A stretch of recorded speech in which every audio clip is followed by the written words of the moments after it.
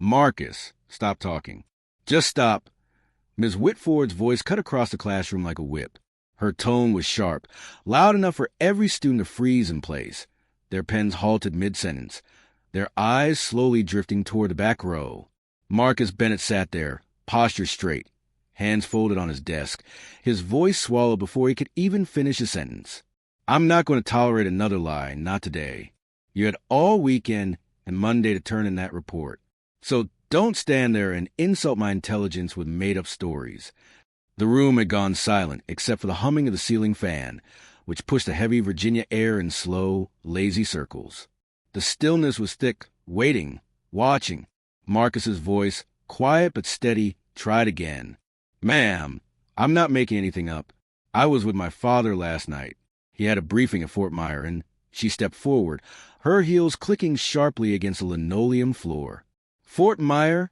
She repeated with short, humorless laugh. You expect me to believe that? That you, Marcus Bennett, were at a military base during an official briefing? Please. A ripple of low laughter echoed from a few students near the front. One of the boys, Derek, leaned over to his friend and whispered something that made him smirk. Marcus heard it, something about story time with Private Bennett. He didn't respond. He just stared ahead. Ms. Whitford, he said carefully, my father works there. He's enough, she snapped, her eyes narrowing. You're not doing this. Not today. I don't care what fantasy you cooked up to avoid responsibility. You're not special. And boys like you, she paused, weighing her words, and added with a tight smile, always have the most creative excuses. Isn't that right? Her voice was dipped in condescension. Students shifted uncomfortably in their seats. Marcus's face remained still, but his knuckles whitened against the edge of his desk. What do you mean, boys like me? He asked, his voice barely above a whisper. You know exactly what I mean, she said, then turned to the class. Let's all take a moment and learn something today. Actions have consequences. Responsibility matters. And lying only gets you so far. She looked back at him, her gaze cold. You'll be going to principal's office. Now, I'll be noting this in your academic file as an incident of dishonesty. You can explain your little military excursion to the administration. Marcus opened his mouth, but no words came. His eyes scanned the room. Half the class was watching in stunned silence, the other half avoiding his gaze completely. As he stood, slowly gathering his things, Miss Whitford added, Oh, and while you're at it, call your dad. Let's see if this high-ranking officer has time to come pick you up. Should be quite the scene. Her smile was cruel. Maybe he'll parachute into the roof. Laughter again, this time louder, freer. A couple of girls looked down in discomfort, but no one said anything. No one ever did. Marcus walked toward the door, his backpack slung over one shoulder, his steps measured. Before he left, he paused just long enough to say, without looking at her, He'll come. Ms. Whitford rolled her eyes. I'll believe it when I see it. Maybe your invisible soldier dad can show us his imaginary medals. The door clicked shut behind him. The hallway was empty. It always was this time of day, just a distant murmur of classrooms and the buzz of the lights above. Marcus stopped at the water fountain, gripped the cold metal sides, and bowed his head. For a second, he let his breath shake. Then he pulled out his phone and dialed. Dad, he said quietly, can you come? Now. There was a pause. Then, I'll be there in 20. He hung up without saying more. No questions. No explanations. Just the voice of a man who knew something was wrong. Inside the classroom, Ms. Whitford continued her lesson like nothing had happened. Now, if we turn to page 217, she said, writing the date on the board, we'll begin a section on civil rights legislation. Ironically fitting, don't you think? The irony wasn't lost on anyone, but no one said it aloud. 15 minutes passed. 20. At exactly 23 minutes after Marcus had made the call, the sound of heavy boots echoed through the main corridor. A staff member from the office appeared at the classroom door and knocked. Ms. Whitford, she said nervously, you're needed outside. There's someone here. Send them to the front office, she replied without turning. He's requesting to speak to you directly. And he's not alone. The whisper in her voice carried something strange. Tension. Ms. Whitford's brow furrowed, but she walked out without a word, dusting chalk off her hands. The hallway outside the classroom was now no longer empty. Two men in full military uniforms stood side by side. One of them, younger, was holding a tablet. The other, taller, broader, stood motionless, eyes locked on Ms. Whitford. For stars shimmered on each shoulder of his crisp, pressed uniform. General Alexander Bennett. A silence fell so deep it was almost suffocating. Students peered out from doors now cracked open. Office staff watched with wide eyes. Ms. Whitford took one step forward and stopped. "Can I help you?" she asked, her voice suddenly cautious, unsure. "I'm here regarding your treatment of my son," the general said, his voice calm, but carrying a weight that filled the corridor. "Marcus Bennett. You sent him out of class for dishonesty." Yes, he told a story about being at Fort Myer. I found it," she hesitated. "Hard to believe. I had no confirmation. I couldn't let that kind of excuse go unchecked." "You mean you didn't believe a black student when he told you his father worked in the military?" he said. Not a question, a statement. "I didn't say that," she replied quickly. "I didn't mean it like, you questioned his honesty in front of 30 students," he said. "You mocked him. You humiliated him. And you implied that someone like him couldn't possibly have a father with military credentials." Ms. Whitford's face went pale. She opened her mouth, but no words came. "My presence here today is not just personal," he continued. "It's procedural. My office has already contacted the Department of Education's Office for Civil Rights. We will be requesting camera footage, emails, and student testimonies. I believe there's a pattern here, one that goes beyond today." From inside the classroom, murmurs could now be heard. Students whispered to one another, phones discreetly recording the moment from gaps in the door. The general looked her in the eyes. "You disrespected my son not because he lied, but because you didn't think someone like him could possibly be telling the truth." Ms. Whitford swallowed hard. "I was just trying to enforce standards. You enforce prejudice," he said flatly. "And now you'll face the consequences." The hallway buzzed with silence. Ms. Whitford stood frozen, her authority crumbling, not with shouts, not with rage, but with truth, delivered in a tone calm enough to terrify. A slow humiliation, public and absolute. Somewhere behind them, Marcus stepped into the hallway. He didn't speak, just looked at her as she turned toward him. Her eyes searched his face for something, maybe mercy, maybe doubt, but he gave her nothing, just silence. After the hallway incident, the Jefferson High School building felt different. Not quieter, just heavier, as if the walls themselves had absorbed the weight of what had happened, carrying the echo of every word the general had spoken. News spread quickly. By lunchtime, the video of the confrontation was already circulating across group chats, private Instagram stories, and even local community Facebook pages. "Did you see his uniform?" Someone whispered over greasy pizza slices in the cafeteria. "That's not just military. That's high-up military." 4 stars, another corrected. "That's like almost the top." But beneath the curiosity, beneath the spectacle, there was something else forming. Discomfort, not because a teacher had been humiliated, but because everyone knew, deep down, that what happened wasn't an isolated incident. It was just the first time someone with power showed up and said, "Enough." Marcus sat at his usual table, a worn plastic seat at the far end near the vending machines. He didn't eat. He barely moved. He scrolled past the videos, the screenshots, the tags. His name was everywhere, and yet no one really knew him. They knew the moment. They knew the uniform. They knew the silence that fell when his father walked into that hallway, like a force of nature. But they didn't know that Marcus hadn't spoken to his father in almost 4 months before that. They didn't know that the last time they shared a conversation longer than 2 minutes was the night his mother collapsed in the kitchen, and everything that was supposed to hold them together broke in quiet, invisible ways. "Hey," someone said, approaching the table. It was Callie Torres, a girl from his history class. Smart, kind, never the type to laugh at someone else's expense. "Can I sit?" He shrugged, and she sat down. She didn't say anything at first, just took a sip of her soda and looked out across the cafeteria. "She's not coming back, you know," she said eventually. "They sent a notice to all the faculty. Ms. Whitford's been suspended indefinitely pending investigation." Marcus didn't react. "People are talking," she added, "but not like before.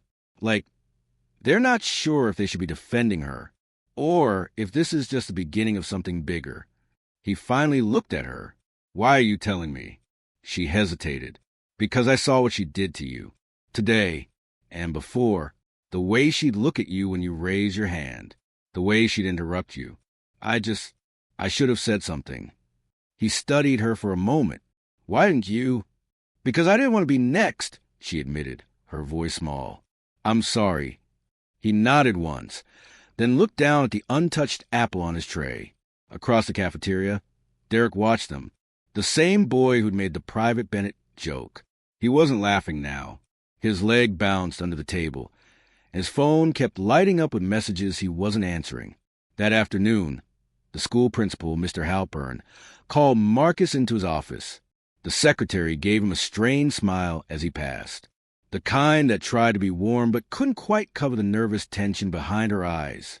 "Marcus," Halpern began as the door closed, "I want to start by saying we are taking this very seriously. What happened today was unacceptable." Marcus sat silently. "There will be a full investigation," Halpern continued. "We're cooperating with the Department of Education. Your father has been in touch. I understand this has been difficult." Marcus raised an eyebrow. "Has been," Halpern faltered, is, and I want you to know we're here to support you. Any concerns you have, any incidents past or present, you feel need be addressed, you can come directly to me." Marcus stared at him. Would you have believed me if he hadn't shown up in uniform? Halpern blinked. "Excuse me?" "If he'd come in jeans and a t-shirt," Marcus said slowly. "No medals, no stars. Just a regular black dad. Would you still be taking this seriously?" Halpern opened his mouth, then closed it. There was no good answer to that. "That's what I thought," Marcus said, standing up. "I'll let you know if I remember anything else." He left without waiting for permission. That night at home, the silence at the dinner table was sharper than usual. The general sat across from him, still in uniform, his jacket draped over the back of a chair. The medals clinked softly as he moved. He'd barely said a word since they got home. Marcus poked at his food. "You didn't have to come like that," he said eventually. "Like what?" "Like a general.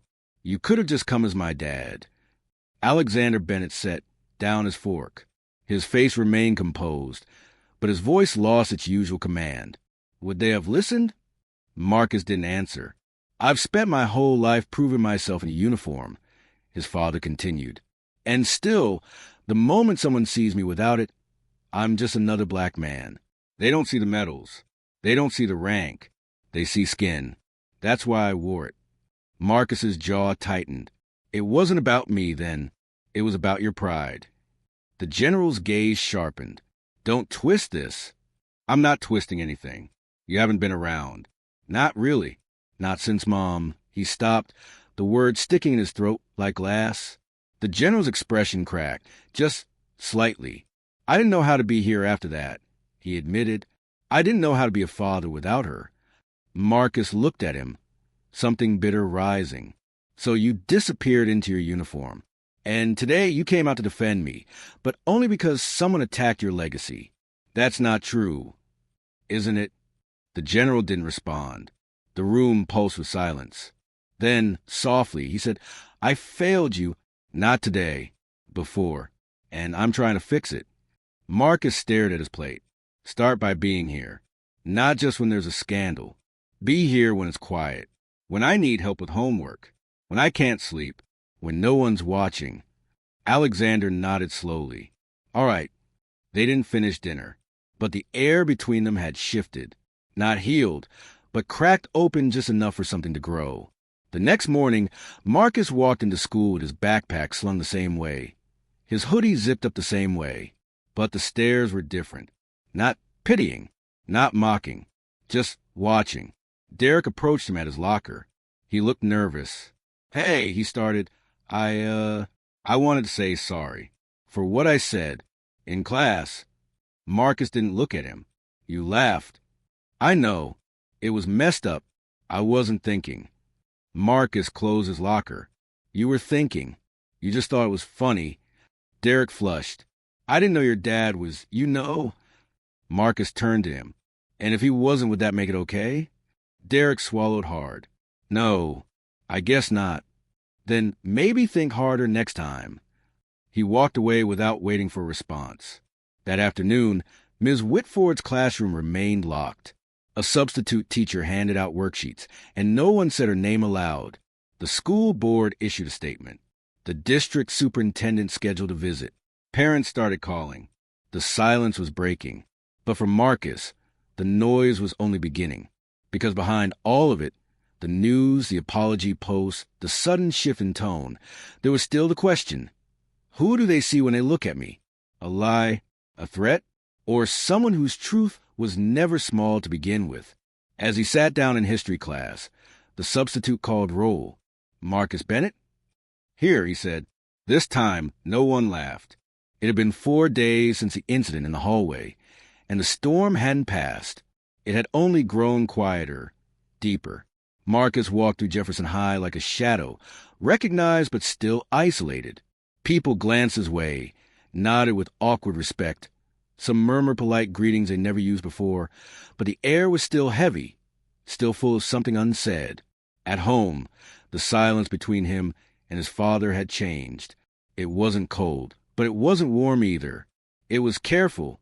Conversation stayed on safe topics. Schedules, dinner, homework, the rhythm of strangers trying to find their way back into each other's lives. On Saturday morning, Marcus sat on the porch steps of their small brick house. Hoodie pulled over his head, earbuds in, but not listening to anything. Just silence, just space. His father opened the door behind him and paused. "You busy?" he asked. Marcus didn't look up. "Not really. Want to take a drive?" The last time they'd taken a drive together, his mother had still been alive.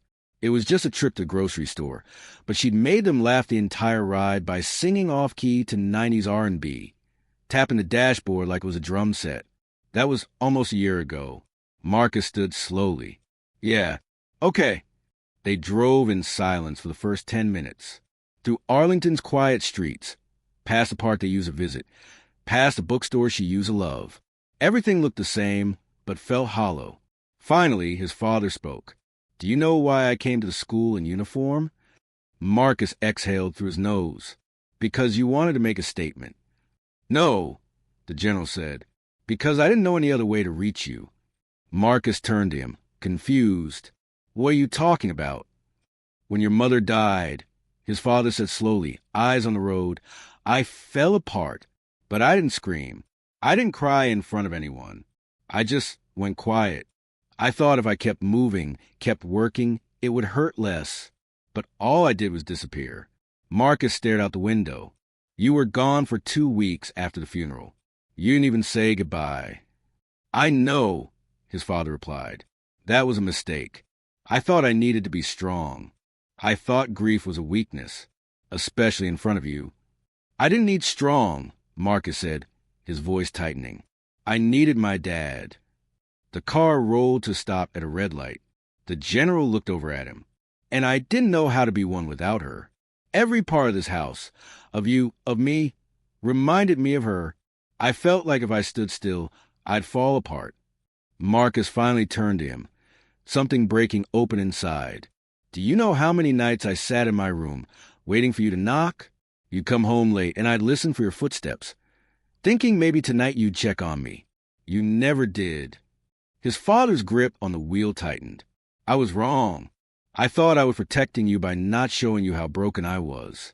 I didn't realize I was teaching you to stay silent, too." The light turned green. They kept driving. "I didn't go to you when she died," he said, his voice low. "And then, when I saw you standing in that hallway, being humiliated by someone who didn't know a damn thing about who you are, I realized I'd failed you twice. Once when you needed comfort, and once when you needed defense." Marcus's throat tightened. You looked like a stranger to me that day, but everyone else saw a hero. I'm not a hero, his father said quietly. I'm just a man trying to fix what he broke. They drove in silence for a moment longer. Then Marcus said, she wouldn't have let that teacher get away with it. No, his father agreed. She would have raised hell. She would have marched into that school in flip-flops and a head wrap and made the entire administration apologize by lunchtime. The general laughed, a small, cracked laugh. Yeah, she would have. For the first time in months, Marcus smiled. Just barely. They pulled into the parking lot of Fort Myer. The gates opened automatically as the guard saluted the vehicle. Marcus looked around. He hadn't been there since the funeral service. Why are we here? He asked. I want to show you something, his father said. They drove past barracks, past offices, past the chapel where the memorial had taken place. Eventually, they stopped in front of a nondescript building with tinted windows and no markings. Inside, the halls were sterile, silent. His father walked ahead, then paused at a locked door, entering a code. The door clicked open, revealing a conference room with military emblems on the wall and a single black and white photo in a frame. His mother, smiling in uniform, her eyes alive, bright. Marcus froze. What is this? She was part of a task force here, his father said, before she retired. They created this space in her honor. No one ever talks about it because she wanted it quiet. But she was more than a wife, more than a mother. She was a leader here. Marcus stepped inside slowly. The air smelled like cold paper and clean leather. I didn't know she worked here, he whispered. She didn't want you to feel pressure. She wanted you to become who you are, not a copy of us. Marcus stared at the photo. She would have been proud of you, his father said, even when you were quiet, even when you were hurting, especially then. Marcus swallowed hard. She always said the truth would protect us. She was right, his father said. But sometimes we have to fight to make people hear it. Marcus turned to him. I want to make things better at school. Not just for me, for everyone. His father nodded. Then we'll do it together. The ride back home was different. Not louder, but easier. That night, Marcus opened a folder on his computer labeled Do Not Touch. It was filled with drafts, essays, letters he'd written but never sent. One of them was addressed to the school board. Another was a statement of everything he'd seen, not just with Ms. Whitford, but with other teachers, counselors, and even students. Microaggressions, assumptions, dismissals. He spent the next hour editing, adding, shaping. At midnight, he pressed send. He didn't tell his father. Not yet. The next morning, the principal called him into the office again. This time, Mr. Halpern looked nervous. Marcus, I just read your statement. Is there a problem? Marcus asked. No, Halpern said. In fact, it's going straight to the district board. We're holding a town hall next week, and we'd like you to speak. Marcus stared at him. Me? You started this. You might not have wanted to, but now people are listening, and they need to hear what it's been like from someone who lived it. Marcus nodded slowly.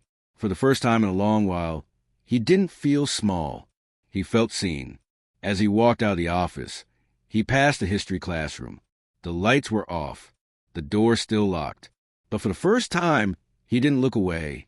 The day of the town hall arrived under a gray, low-hanging sky that felt appropriate, like the weather understood the weight of what was about to unfold.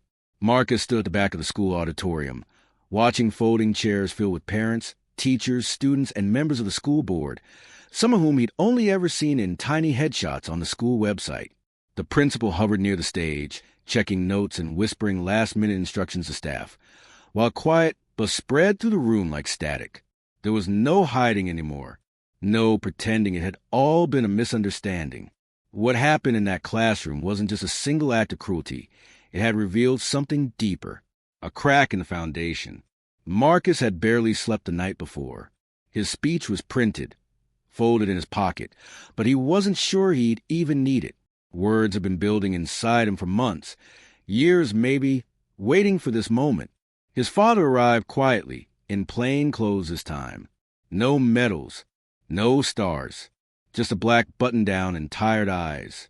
He gave Marcus a nod, then sat in the second row. The look between them said everything. I'm here. You're not alone. The superintendent took the stage first, welcomed everyone with a tone that tried to sound warm but couldn't hide the discomfort. We're here today not just because of one event, she said carefully, but because of many voices, many moments that were overlooked, unheard, or denied. And that ends today. Then she introduced Marcus. The auditorium hushed as he walked up the steps.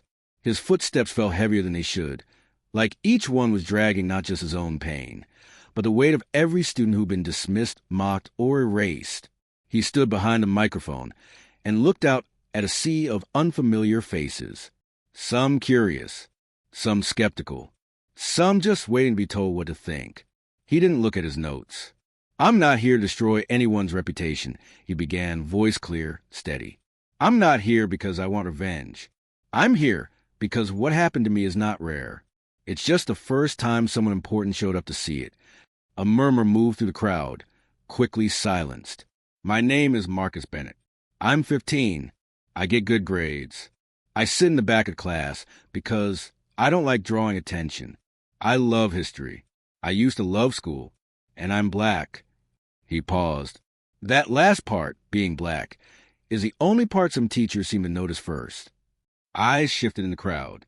Ms. Whitford wasn't beginning. She was just the one who got caught. I've had assignments questioned, answers second-guessed, tone policed. I've had teachers look surprised when I knew something they didn't expect me to know. I watched classmates cheat and laugh about it, while I got sent to principal for acting suspicious. He scanned the crowd, and I stayed quiet, because I thought maybe if I was perfect, if I was respectful, if I worked twice as hard, it would stop. But it didn't. He took a breath. When Ms. Whitford called me a liar, when she said someone like me couldn't possibly have a father with a real military career, I knew it wasn't just about missing a report. It was about what she believed I was worth. Or wasn't. There were people shifting in their seats now, some nodding, a few teachers staring straight ahead, stone-faced. My father showed up in uniform, Marcus continued, and suddenly everyone listened. Suddenly my truth mattered. But I shouldn't have needed a general to prove I deserved respect. I shouldn't have needed 4 stars to be believed. The silence in the room had changed. It wasn't just listening, it was reckoning. I'm not the only one, he said. Other students have stories. Other students have pain. And we're tired of carrying it alone. We're tired of smiling through it, of laughing it off, of swallowing it so the grown-ups don't feel uncomfortable. He reached into his pocket and unfolded the paper, hands steady. So here's what we want. He read through a list. Cultural sensitivity training, a formal review of disciplinary practices, student-led panels, a confidential reporting system, and most of all, acknowledgement. A real one. Not just words, but change. He finished his speech and stepped back. For a long moment, no one moved. Then, slowly, someone in the back stood up. Then another. Then another. Applause didn't erupt, it built. Like something finally cracking open. Like air returning to lungs. Afterward, dozens approached him, some with tears. Some just wanted to shake his hand. Students he'd never spoken and nodded in solidarity. A teacher handed him a note that simply read, "Thank you for saying what we couldn't." That night at home, Marcus sat on the living room floor, back against the couch, laptop open beside him. His father walked in, holding 2 mugs of hot cocoa, something his mother used to do on difficult days. He handed one over and sat beside him. "You proud of yourself?" the general asked. "Yeah," Marcus said, "but more than that, I feel like I finally said what she would have wanted me to say."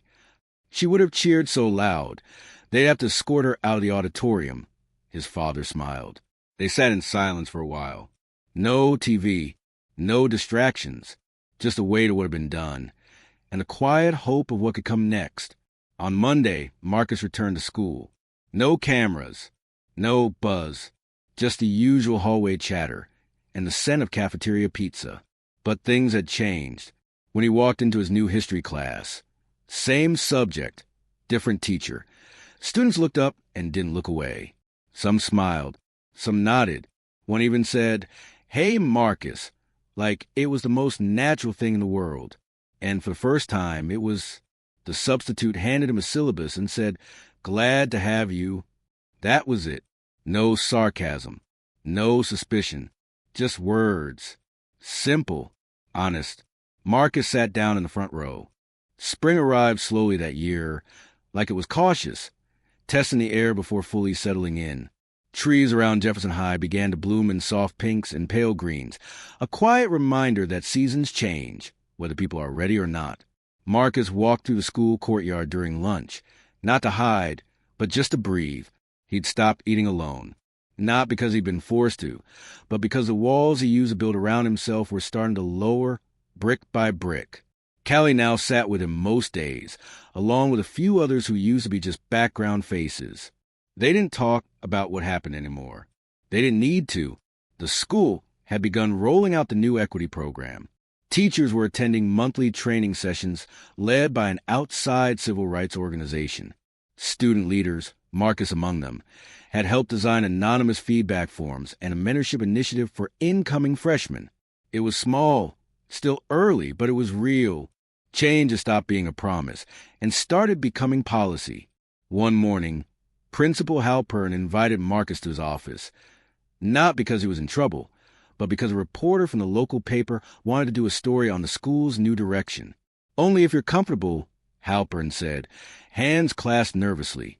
"They want to focus on the future, on solutions, not just rehash what happened." Marcus agreed, but only under one condition. He didn't want the story to be about him alone. "If they're going to write something," he said, "it has to be about all of us, not just me." The article came out a week later with a headline, "When Students Speak, Change Listens."